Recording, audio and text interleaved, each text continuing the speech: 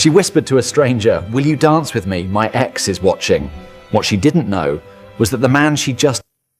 The chandeliers trembled above the Ashford Estate ballroom, their crystal teardrops catching firelight like 1,000 watching eyes. Marianne Hartley stood at the marble threshold, her gloved hands clasped so tightly her knuckles ached beneath the silk. Across the polished floor, through the swaying crowd of dancers, she could see him. Thomas. Her. Thomas. Except he wasn't hers anymore, and the blonde woman laughing at his side made that devastatingly clear.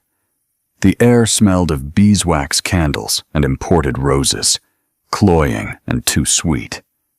Marianne's corset suddenly felt like iron bands crushing her ribs.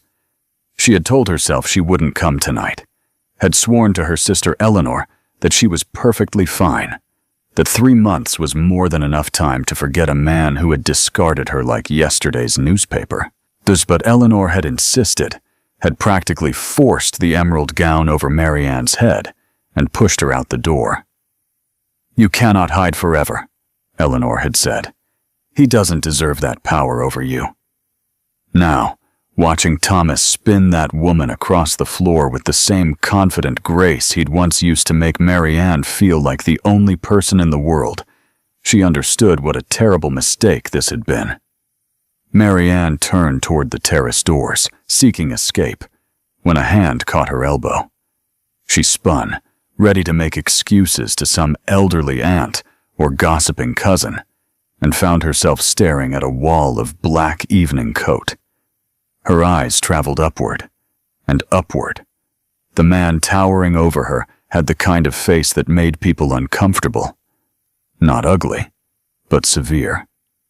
Sharp cheekbones that could cut glass, and a mouth set in a permanent line of displeasure, and eyes the color of storm clouds, currently fixed on her with an intensity that made her breath catch.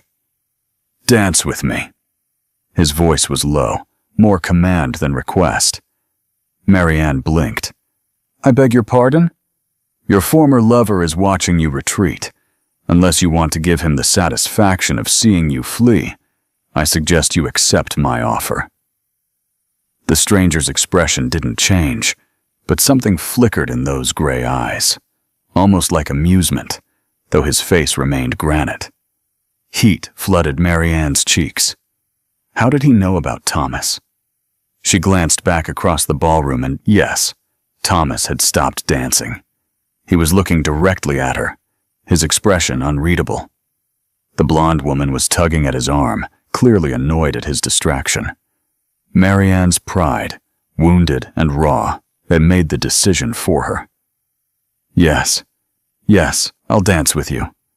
The stranger's hand closed around hers before she could reconsider. His grip was firm, his palm warm, even through her glove. He led her onto the floor with the kind of authority that made the other dancers instinctively create space. The orchestra was playing a waltz. Of course it was a waltz. The most intimate of the acceptable dances, the one that required her to place her hand on this stranger's broad shoulder while his arm encircled her waist. "Thank you," Marianne whispered as they began to move. He was an exceptional dancer, she realized with surprise. Each step was precise, confident, guiding her through the turns with an ease that made her feel weightless. "I don't even know your name." "Adrian Blackwood." He said it simply as if it should mean nothing, but it meant everything. Marianne's feet faltered. She would have stumbled if his arm hadn't tightened around her waist, keeping her upright. "The Duke of Ravencross," she breathed. Every person in London knew that name. Adrian Blackwood, the Duke of Ravencross, whose family had built their fortune on the backs of enemies both foreign and domestic. The man rumored to have destroyed 3 lesser lords last season over a gambling debt, leaving them bankrupt and exiled. The Duke who had allegedly dueled at dawn with a French count and left the man permanently scarred. Society whispered that he was brilliant, ruthless, and completely without mercy. Mothers warned their daughters to avoid him. Men crossed the street rather than meet his gaze. And Marianne had just agreed to dance with him, in front of everyone. You didn't know," Blackwood observed, that almost amusement returning to his eyes. "How refreshing. I should not have accepted. I apologize, Your Grace. I can return to the side." "No." His hand pressed more firmly against the small of her back, keeping her in the dance. "You will finish this waltz. Your former lover is still watching, and you will show him that you have moved beyond his petty cruelty." Marianne's throat felt tight. "How do you know about Thomas?" "I know everything that happens in London society, Miss Hartley, including how Thomas Wexford publicly humiliated you by ending your engagement at the Pemberton Ball and proposing to Miss Caroline Ashford the very next week." Blackwood's tone was matter-of-fact, but something dark crossed his features. The man is a fool. She shouldn't ask. It was none of her business why the most dangerous man in England was bothering with her troubles, but the words tumbled out anyway. "Why are you helping me?" Blackwood was silent for 3 full rotations. The music swelled around them, violins crying out in sweet agony. Other dancers blurred past in smears of color and light. Finally, he spoke, his voice so low only she could hear. "Because I understand what it is to be discarded by someone you trusted, and because watching you walk away with your head down would have been unbearable." Marianne's eyes snapped to his face. There was something raw in his expression now, something that didn't match the stories she'd heard about the cold, calculating Duke of Ravencross. For just a moment, she saw past the severe features and the fearsome reputation to something else. Something wounded. "I didn't know you were capable of mercy, Your Grace," she said softly. "I'm not." The mask slammed back into place. "This is entirely selfish. I despise Thomas Wexford, and humiliating him by claiming the attention of the woman he threw away brings me considerable satisfaction." But Marianne didn't quite believe him. Not anymore. The waltz ended. Blackwood released her with a formal bow, but as he straightened, he leaned close enough that she felt his breath against her ear. "Meet me in the library in 10 minutes, the one on the 2nd floor, West Wing. I have a proposition for you." Before Marianne could respond, before she could demand to know what kind of proposition, or tell him she would do no such thing, the Duke of Ravencross had vanished into the crowd like smoke. Marianne stood frozen in the center of the ballroom, her heart hammering against her ribs. Around her, conversations had dropped to whispers. She could feel the weight of 100 stares, hear her name being passed from mouth to mouth like currency. She had just danced with Adrian Blackwood. The most feared man in England had held her in his arms, and now everyone was watching to see what she would do next. Across the room, Thomas stood perfectly still. His face had gone white. The blonde woman at his side was speaking urgently, but Thomas wasn't listening. His eyes were locked on Marianne with an expression she couldn't quite name. Regret? Anger? Fear? Good, she thought with sudden vicious satisfaction. Let him wonder. Let him worry. 10 minutes. The library. West Wing. Every rational thought in Marianne's head screamed that going to that library would be dangerous, yet that involving herself with Adrian Blackwood, regardless of his reasons, would complicate her life in ways she couldn't imagine. That the smart thing, the safe thing, would be to leave this ball immediately and pretend tonight had never happened. But when had playing it safe ever protected her heart? Marianne took a deep breath, smoothed her emerald skirts, and began walking toward the grand staircase. She didn't look back.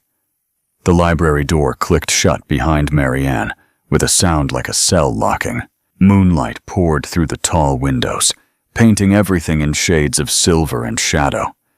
The room smelled of leather bindings and the particular mustiness of old paper, a scent that reminded her of her father's study before they'd lost everything. Adrian Blackwood stood with his back to her, silhouetted against the window like a creature carved from midnight itself. He didn't turn when she entered, but she saw his shoulders shift slightly. He'd been waiting. "I wasn't certain you'd come," he said, his voice carrying easily across the space between them. Marianne's hand remained on the doorknob. Escape was still possible. "I'm not certain why I did." "Aren't you?" Now he turned, and the moonlight caught his face at an angle that made him look almost otherworldly, beautiful and terrible at once. "You came because you're tired of being the victim in your own story, Miss Hartley. You came because some part of you wants revenge." The word hung in the air between them like poison. Revenge. Was that what she wanted? To see Thomas suffer the way she had suffered? To watch him feel even a fraction of the humiliation he'd inflicted on her? Yes. God help her. Yes. "What exactly are you proposing, Your Grace?" Marianne forced herself to step away from the door, further into the room, closer to him. Why would the Duke of Ravencross concern himself with my broken engagement? Blackwood moved then, crossing to a side table where crystal decanters gleamed in the darkness. He poured 2 glasses of amber liquid without asking if she wanted one. "Because Thomas Wexford owes me a debt. A substantial one. Gambling debts, to be precise. £30,000 that he cannot pay." Marianne's breath caught. £30,000. That was a fortune. Enough to destroy a man completely. "I don't understand what that has to do with me." Blackwood handed her one of the glasses. Their fingers brushed, and Marianne felt a jolt travel up her arm like lightning.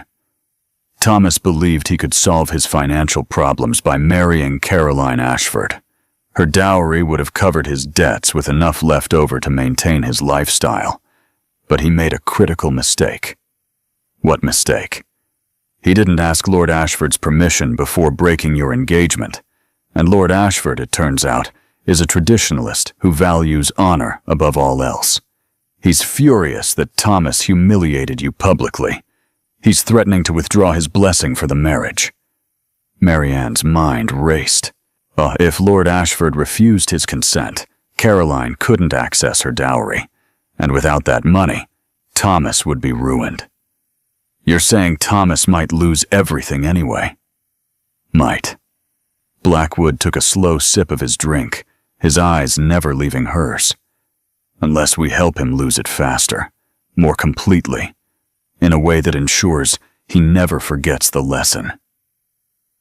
There was something dangerous in his tone, something that made Marianne's pulse quicken. "How?" Blackwood set his glass down and moved closer, close enough that she could see the fine lines at the corners of his eyes, the small scar that cut through his left eyebrow, close enough that she had to tilt her head back to meet his gaze.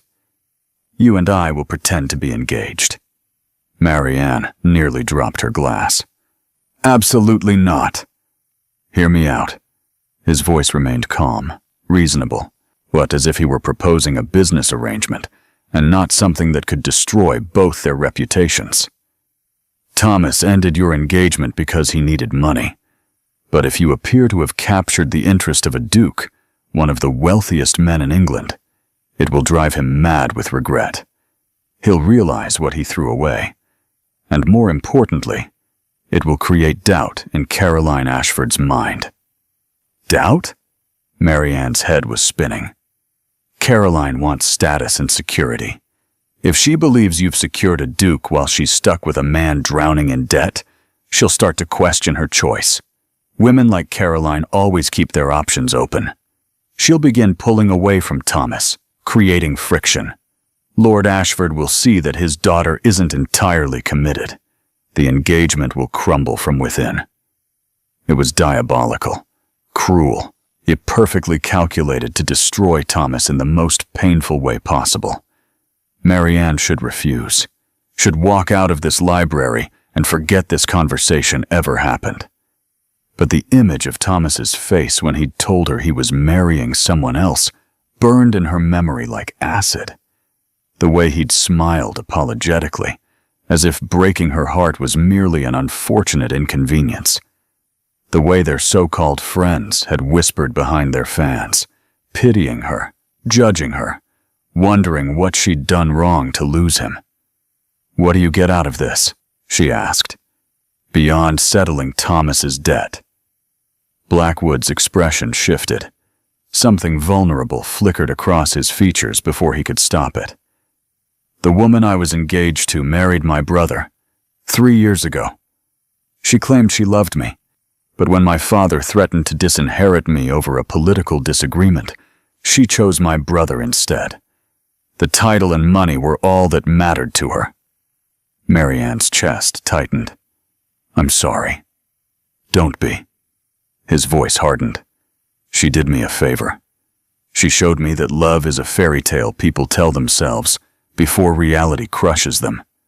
But my brother and his wife will be at every social event this season. I'd prefer they see me happy, thriving, with someone who actually chose me, even if it's all theater." So that was it. They were both wounded creatures seeking vengeance and validation, two broken people playing with fire to keep warm. "How long would this arrangement last?" Marianne asked. 3 months, long enough to accomplish our goals. Then we'll have a quiet, mutual separation. No scandal. I'll ensure you receive a generous settlement that will make you financially independent. You'll never need to marry for money." Financial independence. The words sang through Marianne's blood like wine. To never be dependent on a husband, to make her own choices, to live by her own rules. After her father's death had left them nearly destitute, after Thomas had made her feel worthless, the idea was intoxicating. "Thomas will never believe you'd choose someone like me," Marianne said, though even as she spoke, doubt crept in. "I'm nobody. You could have any woman in London." Blackwood reached out slowly, giving her time to pull away, and touched her chin with one gloved finger. The gesture was gentle, almost reverent. "You're wrong. Do you know what I saw when you walked into that ballroom tonight?" Marianne couldn't speak, but could barely breathe. "I saw a woman who was terrified but came anyway, who faced down her pain with her spine straight and her head high, who didn't fall apart even when her heart was breaking." His thumb brushed along her jaw. "That kind of courage is rare. That kind of strength is worth more than all the empty beauty in this city. Thomas Wexford was a fool to lose you, and I'm going to make certain he knows it." Tears burned at the back of Marianne's eyes. No one had ever spoken to her like this. Thomas had praised her prettiness, her accomplishments, but always with the faint suggestion that she should be grateful for his attention. Blackwood spoke as if she were valuable in her own right, as if she mattered. "Why do I feel like I'm making a deal with the devil?" she whispered. At Blackwood's mouth curved into something that might have been a smile on a less severe face. "Because you are, Miss Hartley. Make no mistake about what I am. But I promise you this. I will never lie to you. I will never betray you. And I will give Thomas Wexford a master class in regret." Marianne took a shaky breath. This was insane.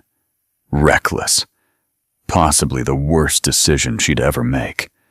But standing in this moonlit library, with the most dangerous man in England looking at her like she was something precious, she felt more alive than she had in months. 3 months, she said, and then we part as friends. 3 months, Blackwood agreed. He extended his hand. "Do we have an agreement?" Marianne looked at his outstretched hand. She thought of Thomas's face when he'd abandoned her. She thought of her empty bank account and emptier future. She thought of the whispers that had followed her for months, the pity and the judgment. She took Blackwood's hand. His fingers closed around hers, warm and strong. "We have an agreement." Something flashed in Blackwood's eyes. Triumph, relief, and something else, something that looked almost like hope. "Then let me make one thing perfectly clear, my dear false fiancé. Starting tomorrow, you are mine. In public, I will court you with an intensity that will make London gossip for decades. I will be attentive, devoted, utterly besotted. Every woman will envy you. Every man will envy me. And Thomas Wexford will tear himself apart, watching what he could have had." "And in private?" Marianne's voice came out breathier than she intended. Blackwood leaned down, his lips close to her ear. "In private, we will be honest with each other. No games, no lies. Just two people helping each other survive the wolves." He pulled back, and Marianne immediately felt the loss of his warmth. "There's one more thing you should know," Blackwood said, his expression growing serious. "My reputation isn't exaggerated, Marianne. I've done terrible things to protect my interests. I've destroyed men who crossed me. I'm not a good man." "Good," Marianne said, surprising herself with her own vehemence. "I don't need a good man. I need someone who can help me stop being a victim." Blackwood studied her for a long moment, and then he nodded. "Tomorrow afternoon, I'll call on you at your home. Be prepared. Thomas will hear about it within the hour, and the real performance begins." He moved toward the door, then paused. "One last question, Marianne. Can you act? Can you make London believe you're falling in love with me?" Marianne thought about the way her heart had raced when he'd touched her face, the way his words had wrapped around her wounded soul like a bandage, the way standing near him made her feel powerful instead of broken. "Yes," she said, "I can act." But even as the words left her mouth, a small, terrified part of her wondered if she'd be acting at all. The next 6 weeks passed in a whirlwind that left Marianne dizzy and breathless. Adrian Blackwood kept his word with a precision that bordered on obsessive. He called on her every afternoon, but bringing gifts that showed impossible attention to detail. A first edition of her favorite novel, a music box that played the lullaby her mother used to sing, hothouse gardenias because she'd once mentioned, in passing during a carriage ride, that their scent reminded her of summer. London society watched their courtship with ravenous fascination. The fearsome Duke of Ravencross, who'd spent 3 years avoiding romantic entanglement, was suddenly besotted with the woman Thomas Wexford had discarded. The gossip columns could speak of nothing else, and Thomas was unraveling beautifully. Marianne saw it happen in real time at Lady Pemberton's garden party. Thomas stood near the rose arbor, his jaw clenched so tightly she could see the muscle jumping in his cheek. Caroline clung to his arm, her smile brittle as porcelain, but her eyes kept darting to Adrian with barely concealed interest. When Adrian had pulled Marianne into a dance on the lawn, his hand resting possessively at her waist, his eyes never leaving her face, Thomas had actually flinched. "He looks like he's swallowed glass," Adrian murmured in her ear as they waltzed past. "Excellent!" Marianne should have felt triumphant. This was exactly what she'd wanted. Thomas's regret was palpable, his misery obvious. Caroline had started picking fights with him publicly, clearly reconsidering her choice. Lord Ashford had postponed setting a wedding date indefinitely, citing concerns about Thomas's character. Their plan was working perfectly. So why did Marianne feel so hollow? The answer came to her late one night after the Devonshire ball, but where Adrian had kissed her hand in front of 500 witnesses, his lips lingering against her glove, while he stared into her eyes with such intensity that half the women in the room had sighed audibly. They'd ridden home in his carriage in silence, sitting on opposite sides, the carefully maintained distance between them feeling like an ocean. She wasn't pretending anymore.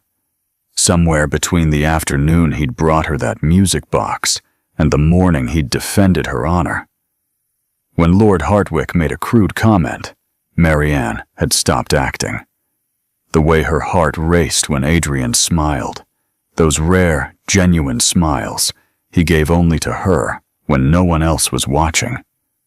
The way she found herself memorizing the sound of his laugh. The way she'd started thinking of him as Adrian instead of Blackwood, as a man instead of a title. And she was falling in love with him. Really, truly, terrifyingly in love. And their arrangement ended in 3 weeks. Marianne sat in her bedroom, staring at the gardenias Adrian had sent that morning, and wanted to scream. How had she been so foolish? She'd agreed to this arrangement to heal from one broken heart, and instead she'd set herself up for devastation that would make Thomas's betrayal look like a paper cut. Because Adrian didn't love her. This was all performance. He'd been perfectly clear from the beginning. No games, no lies, just two people helping each other. She'd been the idiot who'd confused kindness for affection, attention for genuine feeling. A knock at her door made her jump. Eleanor poked her head in, her expression concerned. "Marianne, the Duke of Ravencross is downstairs. He says it's urgent." Marianne's stomach dropped. It was past 10 in the evening, far too late for a social call. Something must have happened.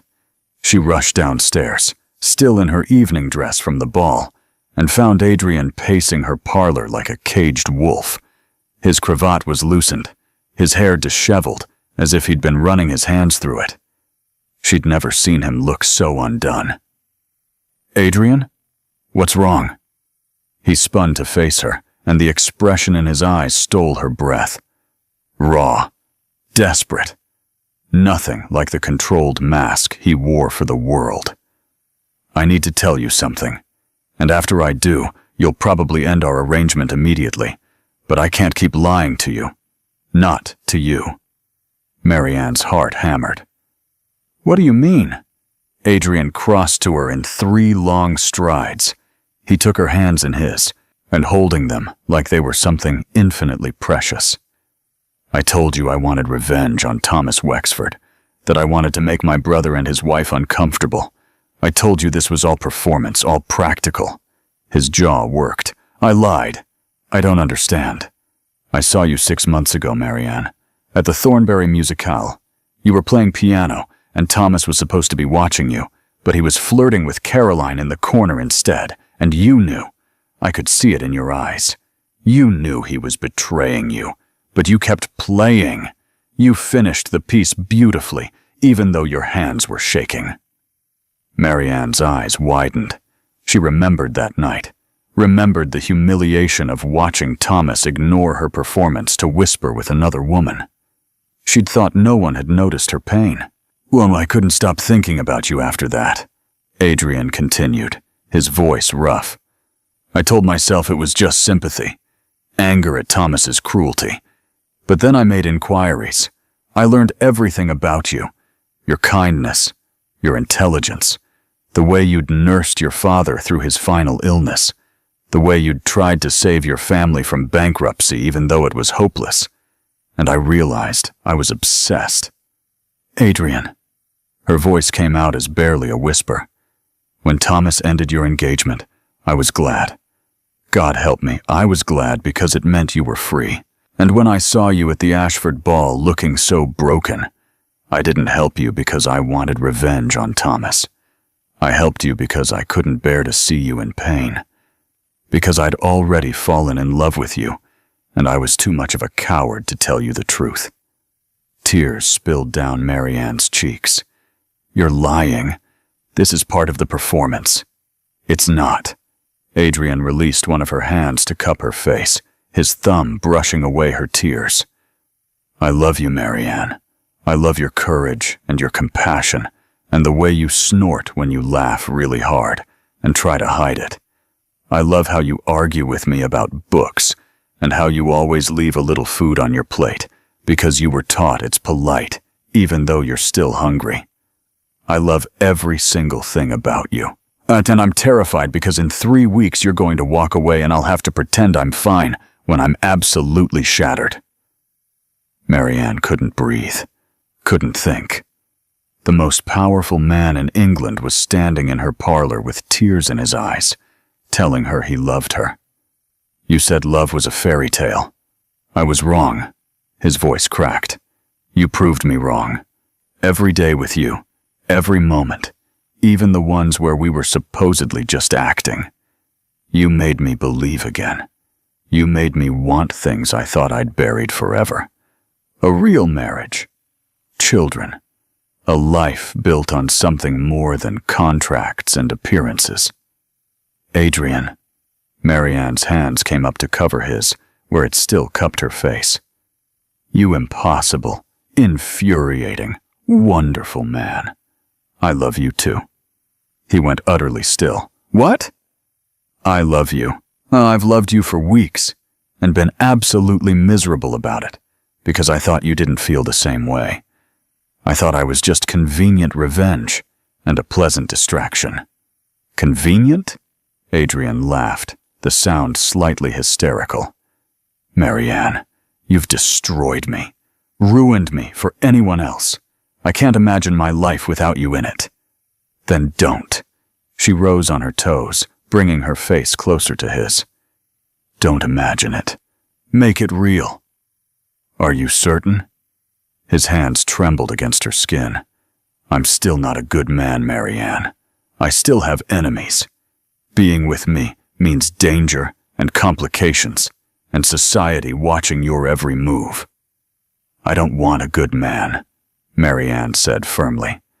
I want you, all of you, the dangerous parts and the tender parts and everything in between. Adrian made a sound that was half laugh, half sob, and then his mouth was on hers. The kiss was nothing like the chaste, performative touches they'd shared for their audience. This was desperate and hungry and real.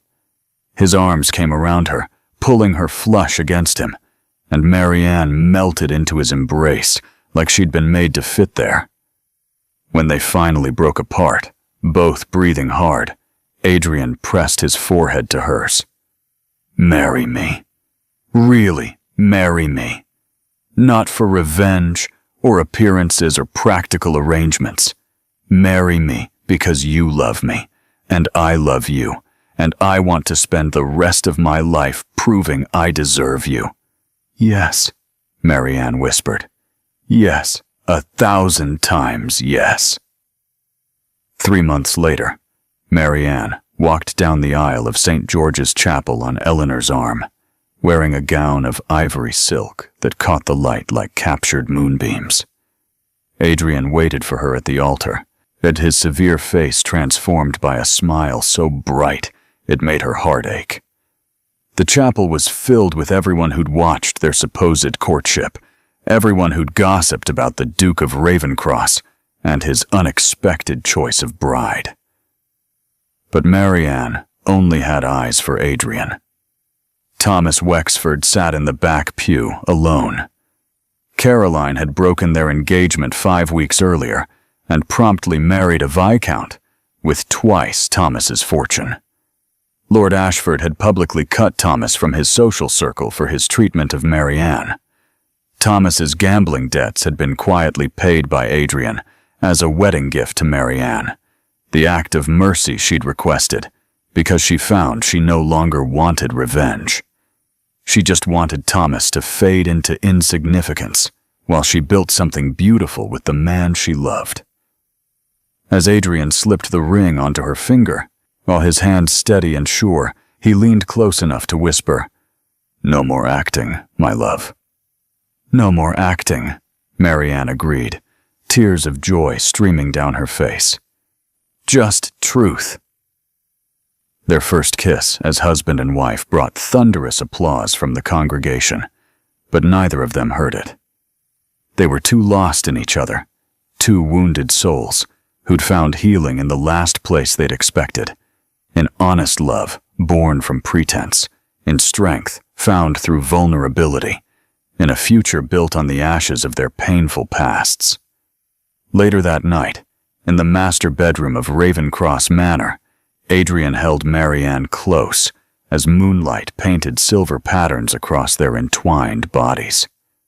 "Do you know what the best part is?" he murmured into her hair. "What?" "We get forever, every morning for the rest of our lives. When I get to wake up next to you and remember that this is real, that you chose me." Marianne turned in his arms, pressing a kiss to his jaw. "We chose each other." And in the end, that made all the difference.